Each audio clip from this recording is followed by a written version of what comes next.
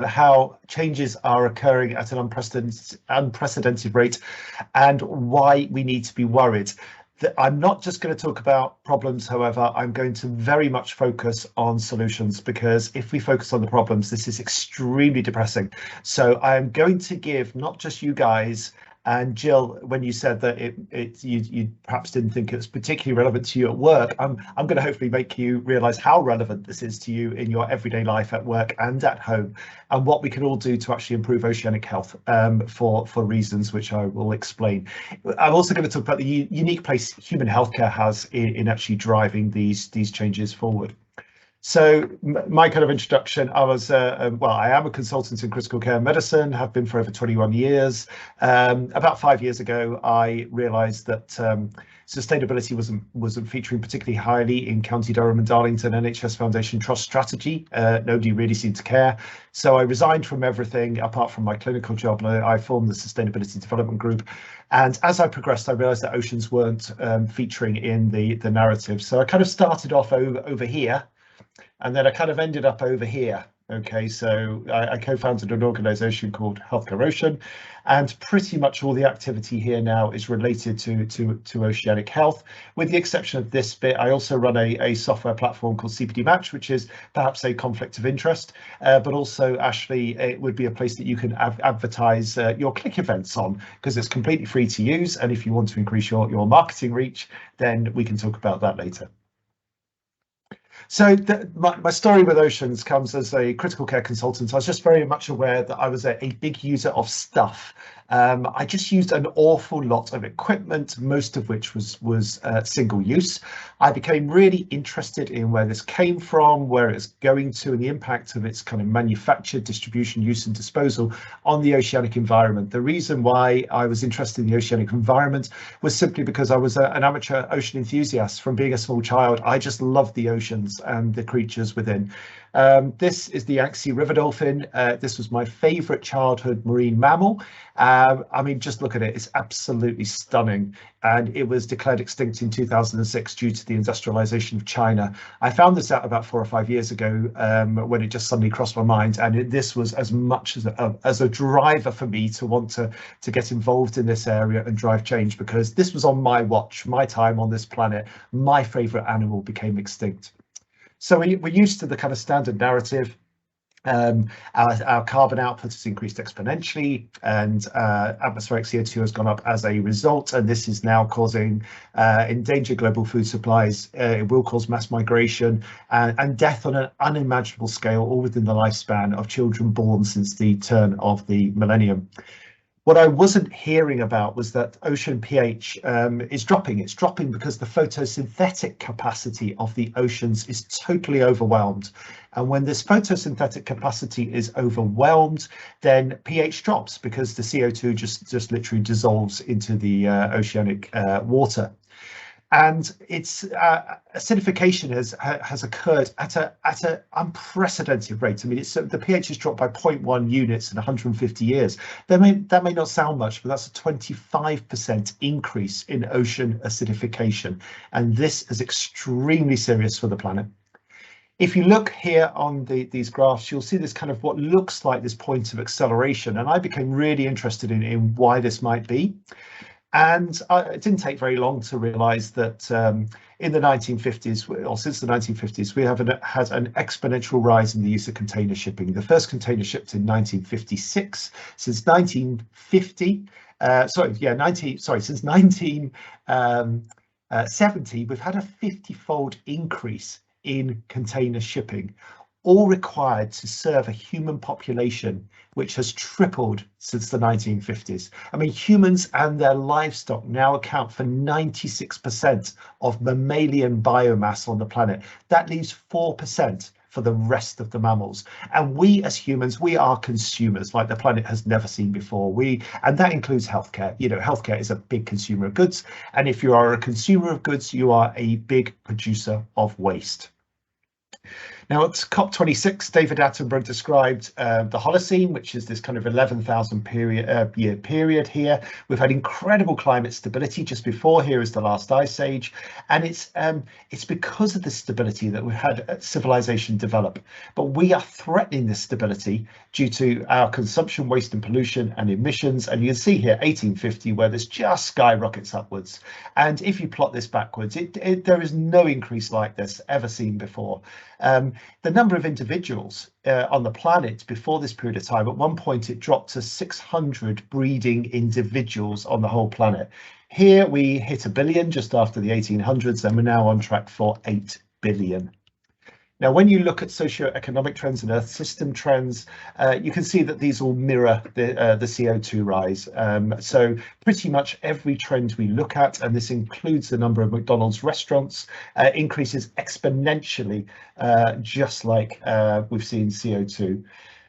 If you look at these are ocean statistics here, so we see acidification, coastal nitrogen, which is from agricultural land runoff, all the fertilizers we use to create the food to feed the increase in population. We try and grow lots of shrimp, there you go, to feed the population. But when we look at this statistic, which is really worrying, is marine fish capture is dropping, and it's dropping because the sea is running out of fish. We have drained it of this life form. Now, ocean acidification is extremely serious. We all talk about climate change, we all talk about atmospheric CO2, but acidification is probably an awful lot worse. It's responsible, along with ocean warming, for the loss of great swathes of the ecosystem.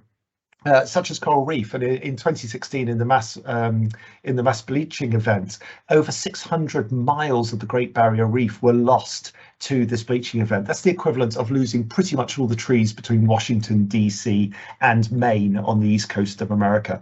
Absolutely huge masses of coral reef simply died. And what is even more worrying is when we look back at the recent in the Earth's extinction events, 5 previous mass extinction events, oceanic pH dropping and acidification was a prelude to every single one of these extinction events. And if we look at the ENS Permian extinction event, ocean pH was a preceding feature, but we are now seeing oceanic pH dropping 10 times faster than the epoch preceding this extinction event. This extinction event is the worst ever known on the planet. It is known as the Great Dying, and it resulted in the loss of 96% of marine biomass. So we certainly do not want to reproduce this, but we are on track for something worse. If we look at the annual, the assessment report from IPCC, this pretty much echoes everything we think. Basically, we expect the planetary surface temperature to be down here, and it's up here. If we look at plotting forward, we are on this very, very high emission pathways here at the moment.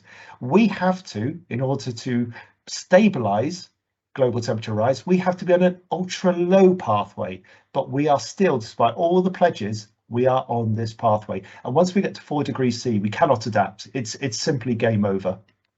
If we look at ocean pH again, we've got this same scenario.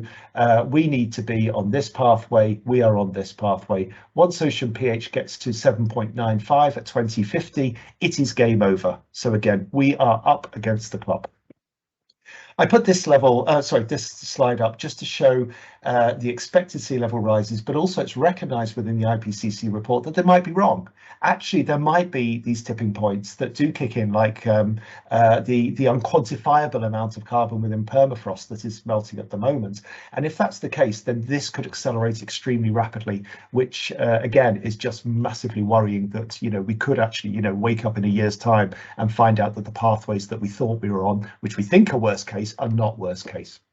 So, take a breath there, because that's really, really grim. OK, and whenever I present this, I feel, I've got young kids too. I've got a real sense of doom and gloom.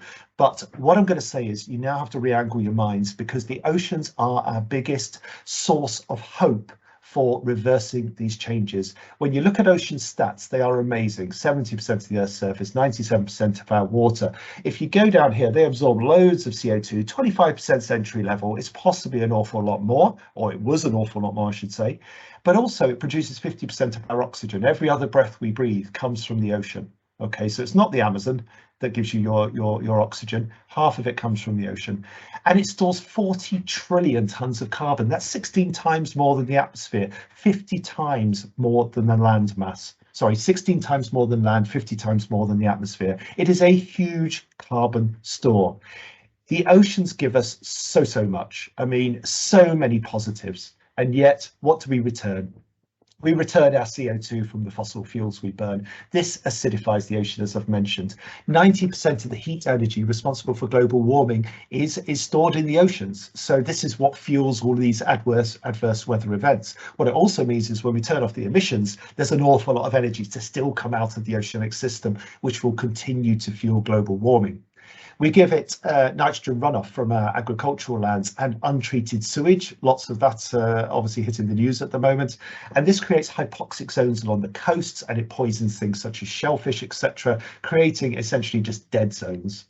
We physically destroy our ecosystem through mining, drilling, and obviously fossil fuel exploration. We plough through marine mammals with some of our big and some of our smaller ships. We transfer non-indigenous species around the world in ship ballast water, and we give it unprecedented amounts of waste and pollution. And that pollution also comes in the form of underwater radiated noise, which most people don't think about or talk about. But these huge ships, many of which will be actually transporting our healthcare goods and our pharmaceuticals and our food and of course our iPads, they create a lot of noise, and noise travels really well in water, and it has a really profound impact from the smallest creatures such as phytoplankton, zooplankton, all the way up to the great whales that use sound to navigate, avoid predators, find their prey, reproduce, etc., and look after their young. And hopefully you can see this little GIF playing. Ashley, if you nod, if that's playing nicely. Thank you very much. I can just see you, Ashley, that's all. And this is a blue whale trying to feed in a shipping area off the west coast of Chile. And this was plotted through GPS tagging. And you can see how difficult and dangerous it is for this blue whale to exist in this area.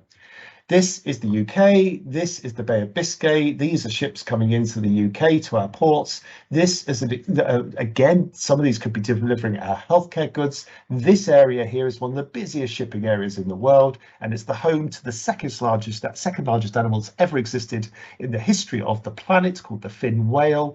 And when you mix humans and these big creatures, then marine mammal collisions occur. About 20,000 cetaceans die every year from avoidable collisions with ships that are speeding through as fast as possible to deliver everything quickly, because we hit the buy it now button and we expect everything to be on our doorstep the next day. Now, what is worrying about this is these animals live for a long period of time. The bowhead lives up for 200 years, and during that time they feed and sequester carbon, which then sinks to the ocean's floor when they die. But if they die prematurely, these years of carbon sequestration are simply lost. And pulling aside, that kind of somewhat selfish view, if we actually think about the whale itself, these are sentient creatures. They live in family units. This could be a matriarch of a society. It could be a nursing mother. And to be hit on the bow of a ship and dragged along until you die is simply heartbreaking. At the other end of the spectrum in size, we have these wonderful organisms called phytoplankton. Now, say hello to what keeps you alive each and every day. You've probably never heard of this one, Prochlorococcus. It was discovered in 1986, and over 60% of oceanic biomass is less than 1 millimeter in size. So we have the wonderful photosynthesizing Prochlorococcus, which removes CO2, along with diatoms and coccolithophores. I mean, look how beautiful they are.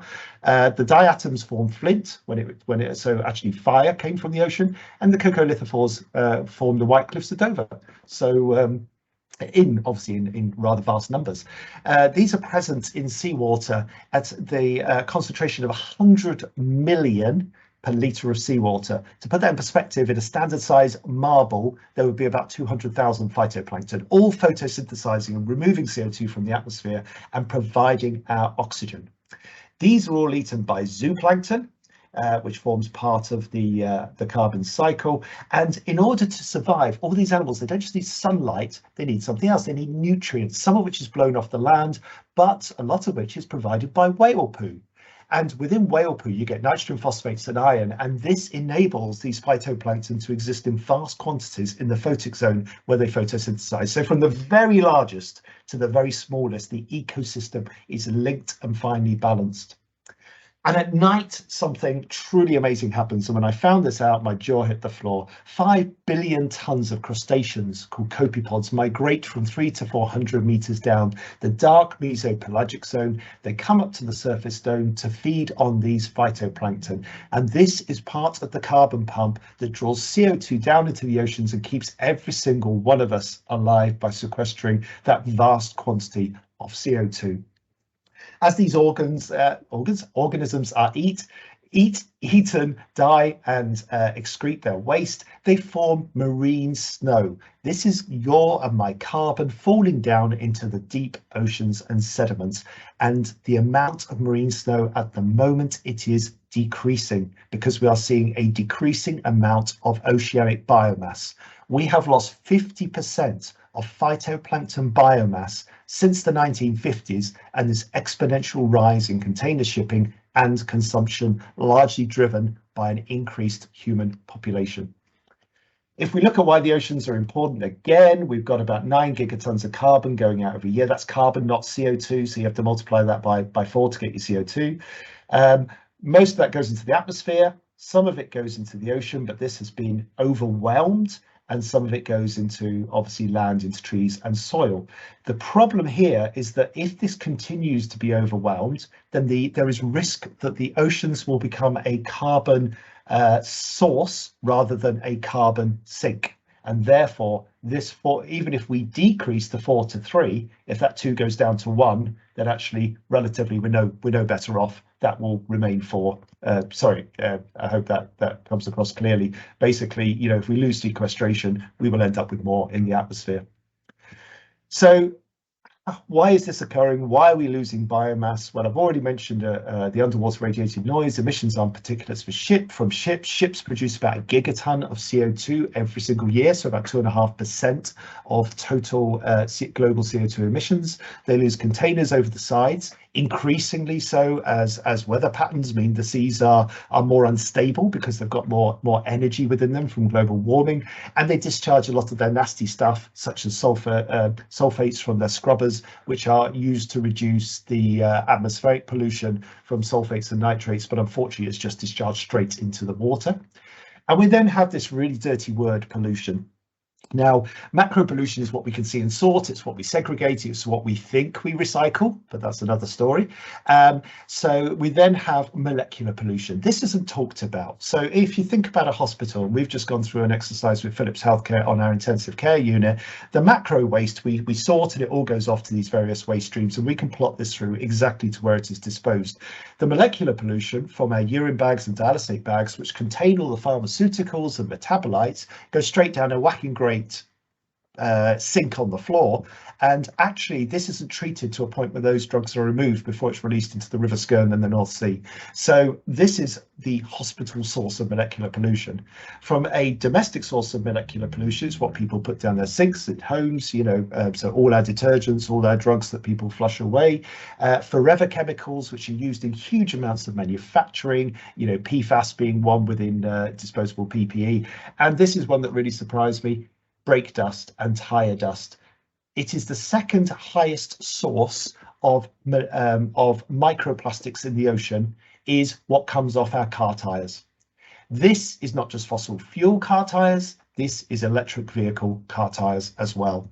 Electric vehicles tend to be a little bit heavier than fossil fuel vehicles, and to reduce the rolling resistance, the tire companies have changed these compounds to get the best kind of mileage out the EVs, and unfortunately the attrition of these tires is greater. So this is fueling this decrease in the sequestration capacity of the oceans. So we have to look at EVs as well in a very critical way to make sure we're not just swapping one problem for another. So sorry if you just bought an EV, but if you bought a really light EV, that's a good thing because your tires will last longer. We found microplastics pretty much everywhere, although water treatment plants in the UK do tend to reduce most microplastics. They release about 1 to 2%. That's enough to poison a third of the fish around the UK. So even 1 or 2% is a significant amount. But also we're finding microplastics in the human body. We have no idea what they're going to do in time. And this graph here, this is reproduced from the GOES Foundation. This shows the decrease in oceanic pH This has all been plotted, by the way, from IPCC data. This is the amount of biomass in the ocean. So there we see a 50% drop since 1950 there. If the pH continues to drop and we get down to 7.95 roughly by 2050, then it's game over, because what happens is all our carbonated sea creatures, okay, which form the basis of the marine food chain, will die off. They won't be able to maintain their skeletons. This ecological void will be filled by dinoflagellates. The surface integrity of the ocean breaks down because the phytoplankton produce certain things that may stop these nasties from escaping the ocean. This poisons the atmosphere, this poisons the land. That's where your great extinction event or major mass extinction event comes from. So we've had this plotted forward in a number of forms, and every single one of them is pretty dire if we continue to actually poison our oceans.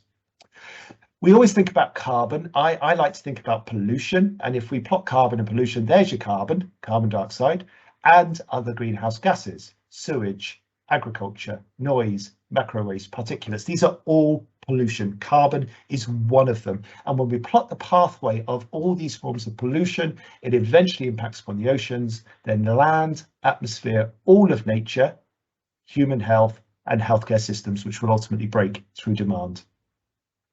This picture in the background is the Arctic.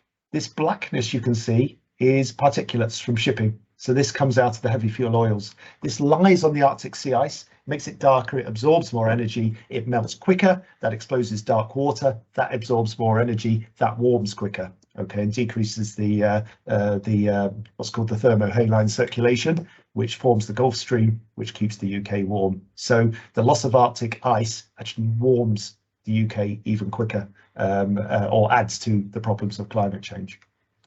We're not short of pictures to really illustrate what we do to the oceans and its creatures. This one particularly annoys me. It's obviously brutal. You can't eat a shark's fin.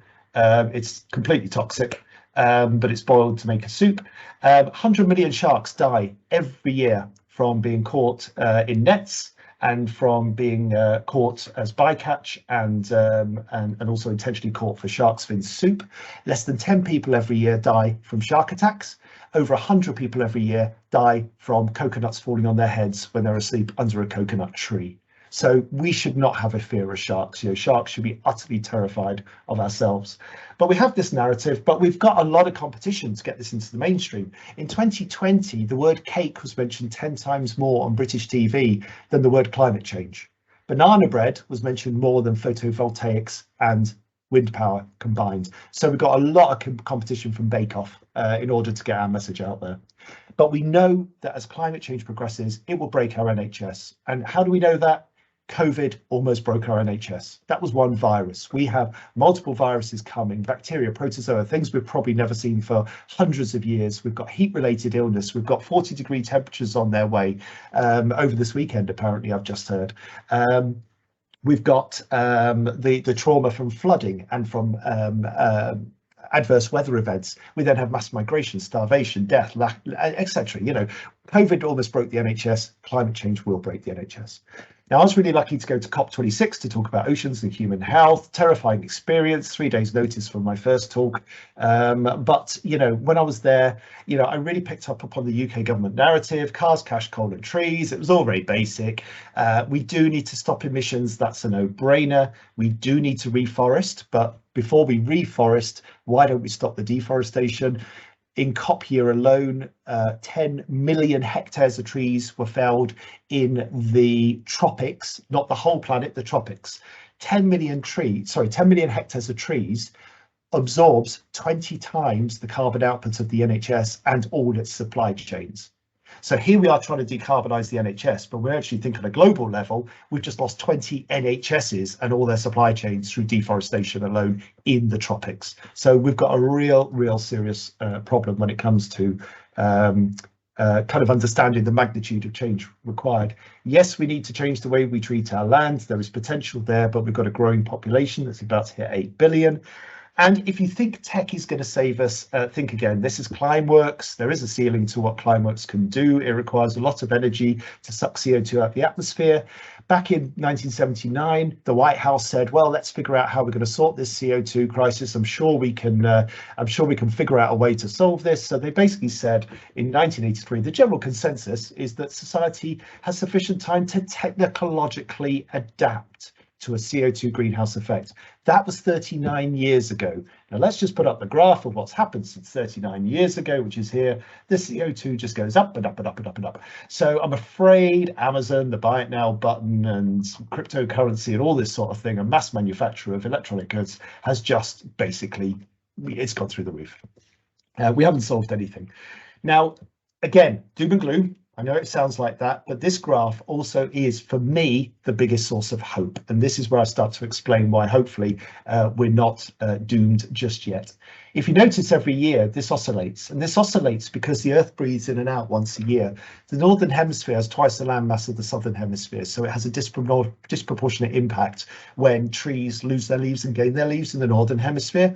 So in springtime in the Northern Hemisphere, we get a lot of growth, and basically CO2 is sucked out the atmosphere. In autumn, all the leaves fall off the trees, they decompose, they release their CO2, and the Earth is essentially breathing out. So it has this kind of respiratory pattern.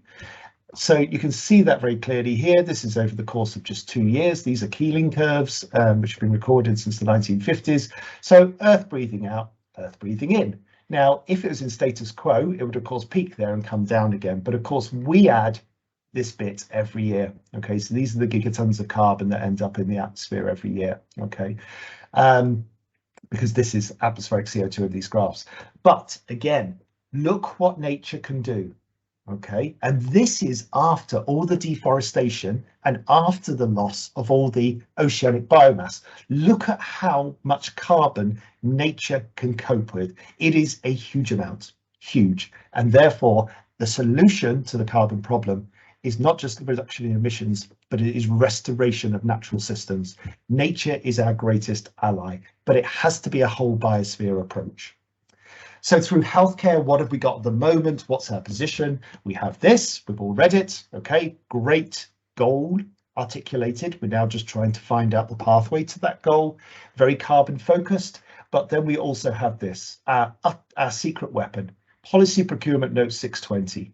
Okay, and if you haven't read this, download it and read it, because this is probably the most important document you will read in a long time. It's only a few pages long. There's a fighting climate change section, and it says this: we must influence suppliers through the delivery of the contract to support environmental protection and improvement. So now we have this link between the suppliers of healthcare goods and the providers of healthcare services, and our suppliers within the contracts that we provide them when they provide their goods must protect and improve the environment. And for me, that's gold dust, because our suppliers want to do this. I spend a lot of my time speaking to suppliers. They want actions. They're trying to figure out how to do it. And this is exactly what they want to do. We just need to hold their hands and walk them through this, because it's new territory for us all. So this all filters through into the social value guidance, which I've had a little bit of input into, but hopefully more input as we move forward with respects to nature and oceans. And then this is used to create the Evergreen Supplier Framework, which isn't released yet, but this is a reward system for suppliers that engage the most. This is an NHS England initiative that's being trialled at the moment. So if a supplier protects and so improves the environment, then they will get a higher status, and that means the weighting for the contract is towards those suppliers rather than one that doesn't engage with sustainability. So my take-home message, I'm not quite finished yet, a few more slides, but I just want to stop for a second and just say this, is where there's phytoplankton, there's hope. Because phytoplankton, the biomass, there is about 1 billion tons in the ocean at any one time, but it turns over that 1 billion tons every single 8 days. So over the course of a year, there's about 42 billion tons of phytoplankton in the ocean. All the time, this is photosynthesizing. So as it overturns, it is photosynthesizing and the carbon is being locked away. Its biomass doubles every 3 days. It takes land-based biomass, aka trees, it takes it decades to double its biomass. Phytoplankton, 3 days. Land-based biomass, vegetation, decades. If you want to lock carbon away, you've got to have vast quantities of phytoplankton. If you want to have vast quantities of phytoplankton, you need oceans to be healthy. This is what we are trying to get through to, well, no, that's unfair. This is what we have been communicating to NHS England, to the UK government, to international organisations at COP26, that actually we have a mechanism through healthcare to do this through Policy Procurement Note 620 and our NHS Net Zero plan, because we cannot have a net zero NHS without net zero ships. And when I mean net zero ships, it's not just net zero from emissions, it is nature positive ships. It is ships that do not strike whales, that reduce their speeds, that are quiet, and they are hopefully zero emissions, although that provides a lot of challenges. And all our goods into healthcare should be shipped in on these new ships that are being designed and will ultimately to be delivered. So we should not be buying anything that isn't shipped through a green shipping corridor. And if you're interested in that, you can look up the Clydebank Declaration, which came out of COP26. We are encouraging our major suppliers to join COZEV, Cargo Owners for Zero Emission Vessels, an Aspen Institute initiative. And the idea with this is that they can join big organisations like Patagonia, Amazon, IKEA, Unilever in actually joining forces in a process called forward procurement and demand aggregation to aggregate their demands. So green shipping is actually as cheap as regular shipping. So this is something that we're talking to a lot of our suppliers about. We all need to reduce our consumption, waste and pollution. These are, these are my what 3 words of doom: consumption, waste and pollution. We've got to reduce this at provider level, at supplier level, in manufacturing, absolutely every single point of product manufacture and use and disposal, because these products, a lot of them are forever, and the less we use the better. So we are now working on what we call blue actions to include within green plans, and basically what we're now saying is, if you don't have a blue plan in your green plan, go back and include one, because it's not fit for purpose, because you are missing a third of the ecosystem. And it's not lost on us that actually the best way to reduce the carbon cost of healthcare is to make sure that everyone is fit and healthy and doesn't need healthcare in the first place. So let's re-establish the way that we look at our ecosystems, re-establish our relationships, appreciate it is the oceans and us, not the oceans for us, and realise that exposure to these healthy systems, oceanic systems, inland waterways, etc., and coasts can be extremely positive for health and well-being, and we need to figure out how to educate on all these areas. And you just need to look at, I look at Darlington Memorial Hospital, then I look at Alderhay, and I think I'd rather work in Alderhay. This must be much better for patient recovery and for staff well-being. So what actions can we all take? This is individual actions. So number 1, cars. This is a well-known make of electric vehicle. Other brands are available. Interesting, I was just talking yesterday to a Tesla engineer. I'm not saying this is a Tesla, by the way, the badge has been covered up, who worked on the aerodynamic design of the Model 3, and he's now moved his attention through to clean shipping. So we were talking about how we could work together in future, but it's not just about reducing fossil fuel miles, it is about reducing all miles of all transportation.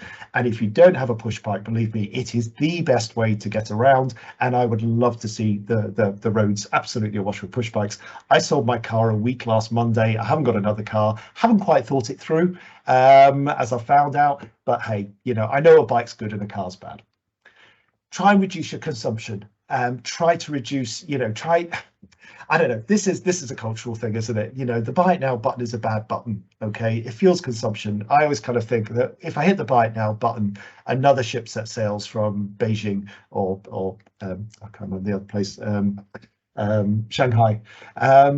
We have to reduce our consumption.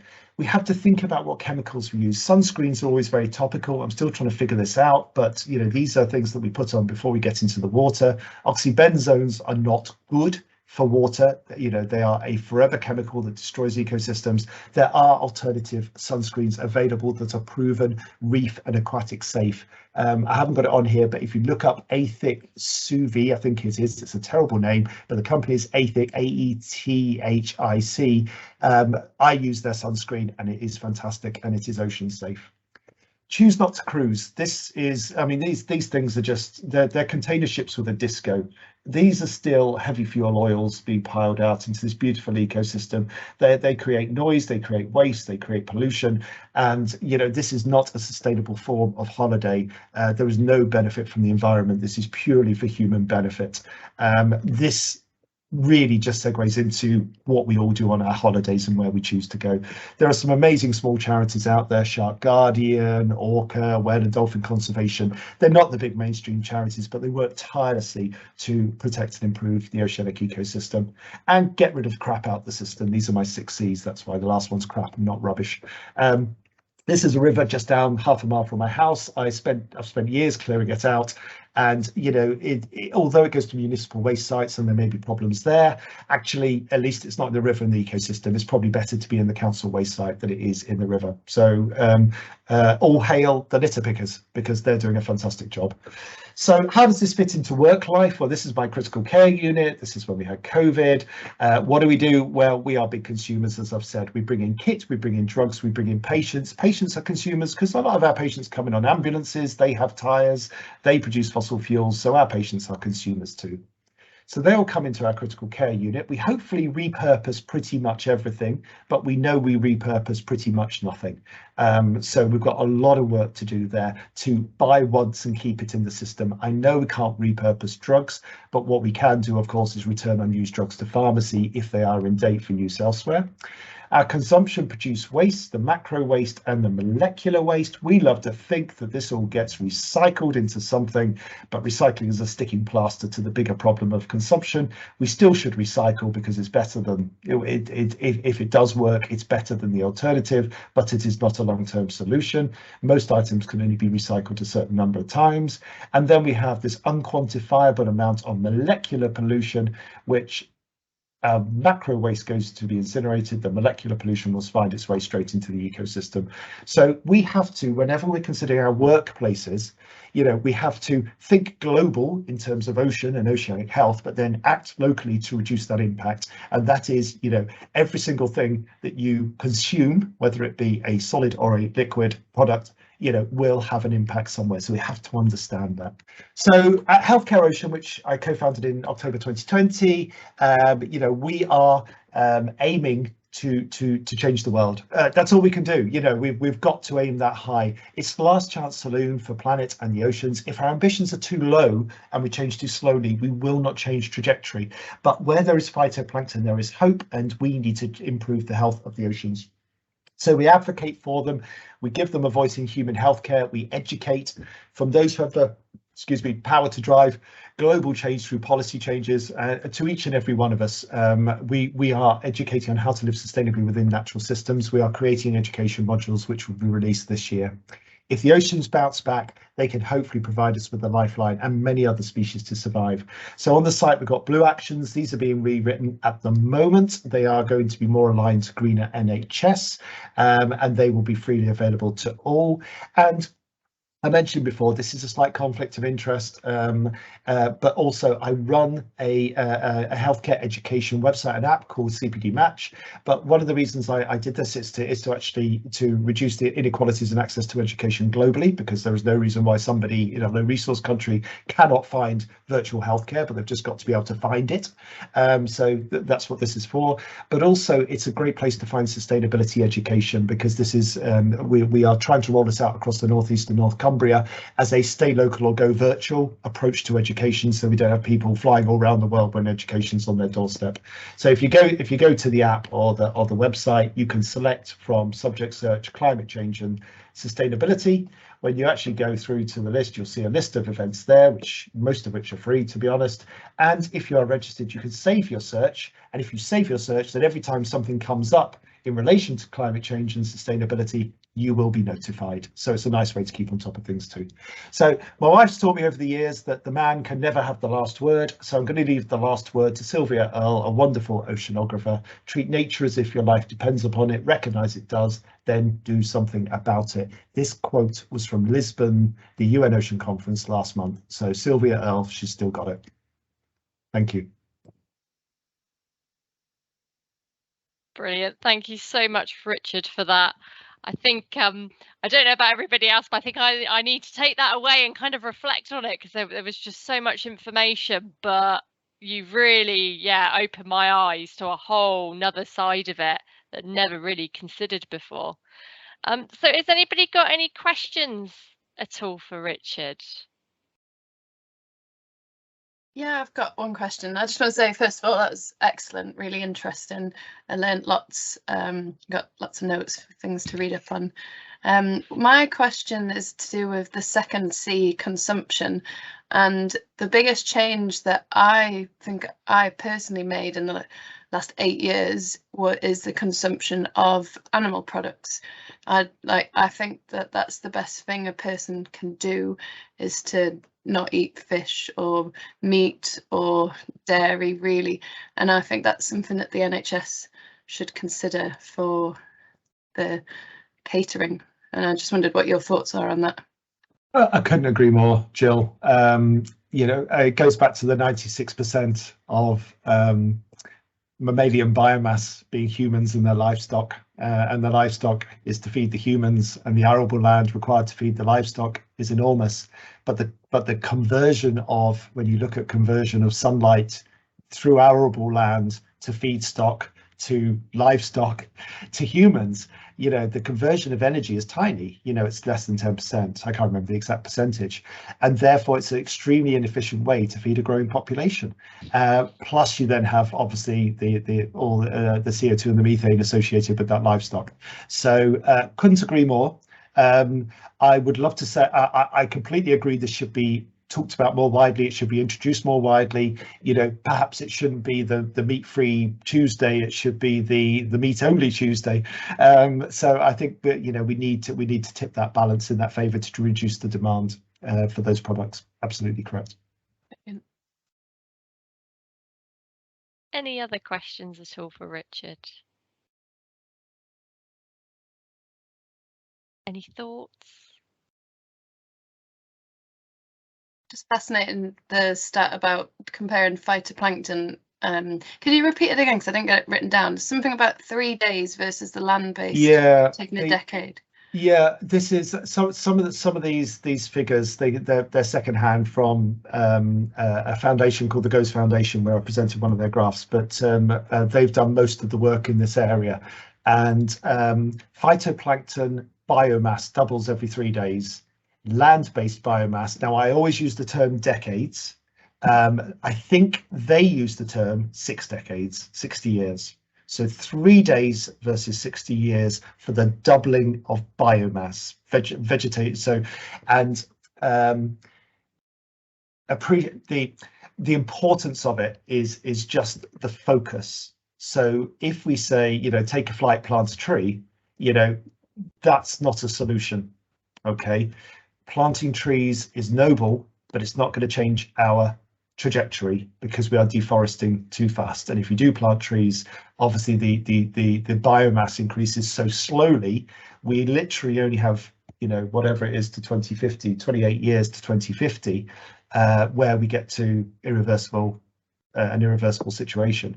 So if you want to sequester vast amounts of CO2, the only place you can do that is oceans. You can't do that through tech. You can't do that through land. You could only do that through oceans. And that's because of these phytoplankton blooms that occur so quickly when oceans are healthy. If you go onto the Healthcare Ocean website, there is a recording of that talk, slightly older one, but a lot of the facts are there. And one day I will write it up as a paper, but I just never get the time. Brilliant, thank you. Brilliant. A lot of, I'll answer a question that hasn't been asked, and a lot of people say, well, is the solution to manufacture everything within the UK, you know, and then we'll just use it. But what we've discovered is, I mean, there's a few things. One is that global shipping is a force for good. It may not seem it, but healthcare produces twice the amount of CO2 as all of global shipping. Okay, so if we look at good guys and bad guys, we've got to be careful before we kind of point the finger. The other thing is global shipping enables economies to exist in places around the world that wouldn't have an economy without it. We have to address issues such as modern slavery. We have to address, obviously, all sorts of things to do with those supply chains. But, you know, enabling an economy in Asia is actually a good thing, as long as it is the governance around that economy is good. Plus, ships are the least harmful way to deliver goods around the planet. Okay, planes are worse, and we don't have the capacity in road and rail. So ships will always remain a good, and will always be the favoured option. Plus, ships deliver food to billions that would otherwise starve. So, and if we manufactured things in the UK, all that would happen is we would become exporters on ships rather than importers on ships. So we've got to sort the shipping step out in order, because it's going to exist forever, or until it can no longer exist because the oceans become too unstable. Richard, how far away are we from creating these net zero ships, in your opinion? There's a huge amount of work with the big companies, and there are some companies, I mean, their sizes are just beyond comprehension, something like Maersk Shipping, but they are working extremely hard. The difficulty at the moment is the jury is out on the type of fuel. So we have the alternative fuels are, at the moment, they use a thing called heavy fuel oil. So if you imagine, a barrel of crude oil, and you take off the light oils and then the petrols and the diesels, the thick sludge at the bottom that nobody else wants and is utterly toxic, that's heavy fuel oil. Okay, and very few engines can burn it, but the big two-stroke engines on ships can. And it's full of particulates, it's full of sulfur, and it's really, really nasty, and it forms all that black carbon you see in the Arctic. If the shipping industry was to move to distillates, which are higher up the barrel, and as they said, they're distillates, they're purer, they remove the particulates from that, but there is a cost implication for that, okay, which they're not willing to take because the economy isn't there yet. So through COSEV, we may be able to nudge people towards, through demand aggregation, nudge the use of distillate fuels. But then beyond distillates, you've got methanol, you've got natural gas, you've got ammonia, which is great if it's burnt, but incredibly toxic if it escapes. You then have the golden egg, which is hydrogen. But technically it's got to be stored at minus 252 degrees and highly pressurized, etc. And speaking to the Tesla engineer yesterday, who still works in California, there's only about 12 hydrogen fueling stations in the whole of California, and they've had it for years and years, and there's a lot of technical difficulties. So where do we go from there? Wind. Really exciting development. If you look up smart green shipping and fully automated sail technology, you will see something that, if this can be launched, and forgive the ocean puns, then it could be an absolute sea change. We used wind for hundreds of years, and it could be that wind-assisted ships with hybrid engines, low emission, distillate fuels, perhaps even with regenerative energy, big battery storage, electrically driven for activities that are close to port, will be the way forward. So I'm really lucky. I'm going up to see the launch of their first prototype in Dumfries in a couple of weeks. So I'm really excited about that. So yeah, why not use wind?